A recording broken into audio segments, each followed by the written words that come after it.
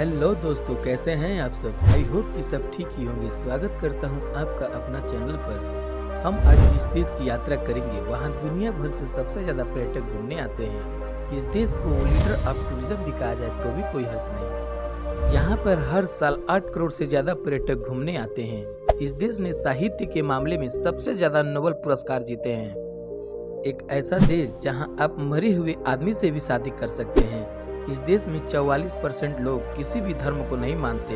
मैं आपको इस देश की यात्रा के साथ साथ आप इस देश में कहां घूम सकते हैं ये भी बताऊंगा।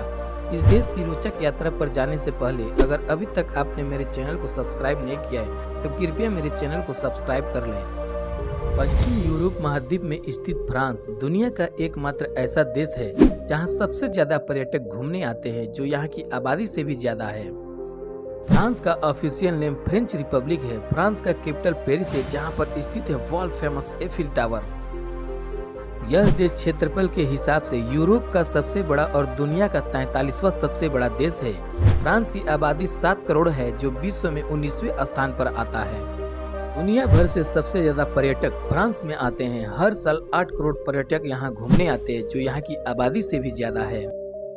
लुइस 11 नाम के राजा को फ्रांस का राजा सिर्फ 20 मिनट के लिए बनाया गया था, क्योंकि राजा बनने के बाद उनके पीठ में अचानक दर्द हुआ और उनकी मृत्यु हो गई। फ्रांस में आप बचे हुए खानों को नहीं फेंक सकते, इसको आप दान कर सकते हैं ताकि ये खाना उन लोगों को दिया जाए जो खाने के लिए मोहताज हैं। फ्रांस की महिलाएं दुनिया में किसी भी देश के मुकाबले सबसे ज्यादा जीवित रहती हैं। दुनिया में सबसे ज्यादा साहित्य और कला में नोबेल पुरस्कार फ्रांस ने जीता है। फ्रांस यूरोप में सबसे ज्यादा खेती करने वाला दूसरा देश है। विश्व में लोगों को अप्रैल फूल बनाने की शुरुआत फ्रांस में सन 1530 में हुआ था। दोस्तों, आपको जानकर खुशी होगी कि साइंस के मामले में फ्रांस का बहुत बड़ा योगदान रहा है। दोस्तों, अगर आप चीज के शौकीन हैं तो फ्रांस आपके लिए सबसे बढ़िया रहेगा, क्योंकि फ्रांस में चीज की कमी महसूस नहीं होगी। यहाँ पर 400 प्रकार की चीज मिलती है। फ्रांस में हथकड़ी वाले संदिग्धों की तस्वीरें प्रकाशित करना अवैध है, क्योंकि साबित होने तक वो दोषी नहीं माने जाते। फ्रांस में पुलिस अधिकारियों या उनके वाहनों का फोटो लेना गैर कानूनी है। यहाँ तक कि आप बैकग्राउंड में भी फोटो नहीं ले सकते। इस देश में 14 वर्ष से अधिक का कोई भी व्यक्ति बिना लाइसेंस के बीएसपी कार चला सकता है। फ्रांस दुनिया का पहला ऐसा देश है जिसने सुपरमार्केट में न बिकने वाले सामानों को फेंकने पर बैन कर दिया था। न बिकने वाले खाने योग्य सामानों को दान में दे दिया जाता है।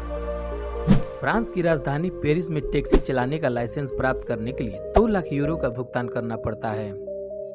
अब मैं जो आपको फैक्ट बताने वाला हूँ उसको सुनने के बाद शायद आप चौंक जाएंगे। फ्रांस में आप मरे हुए इंसान से भी शादी कर सकते हैं। इसके लिए आपको बहुत पापड़ बेलना पड़ सकता है।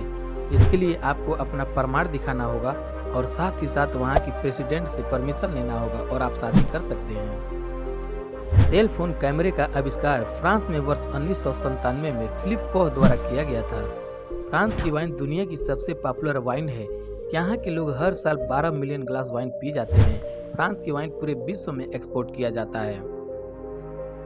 अब मैं आपको बता दूं कि आप इस देश में कहां घूम सकते हैं। एफिल टावर, दोस्तों इस टावर को कौन नहीं जानता, जिसको सिंबल ऑफ लव भी कहा जाता है, जो फ्रांस की राजधानी पेरिस में स्थित है। इस टावर को 1889 में टेम्पोररी तौर पर बनाया गया था, लेकिन बाद में लोगों द्वारा इतना पॉपुलर हुआ कि इसे हमेशा के लिए छोड़ दिया गया। इस टावर के टॉप फ्लोर से आप पेरिस का शानदार नजारा देख सकते हैं। माउंट सेल मिशेल एक द्वीप की तरह है जो फ्रांस के उत्तर पश्चिम में स्थित है। इसका निर्माण 708 ईस्वी में किया गया था। यहाँ पर आपको प्राकृतिक दृश्य देखने को मिल जाएगा जो पर्यटकों को अपनी ओर आकर्षित करता है। माउंट सेल मिशेल फ्रांस घूमने के शौकीन लोगों के लिए मनपसंद जगहों में से एक है। लावर म्यूजियम, यह म्यूजियम 300 साल पुराना है। यहाँ आपको लियोनार्डो दा विंची की Mona Lisa, Liberty leading the peoples और विंस डी मेलो जैसे अद्भुत कलाकृतियां देखने को मिल जाएंगे, जिसमें से कुछ मास्टर पीसेस भी शामिल है। भारतीयों को इस म्यूजियम में प्रवेश के लिए टिकट के पैसे देने पड़ते हैं।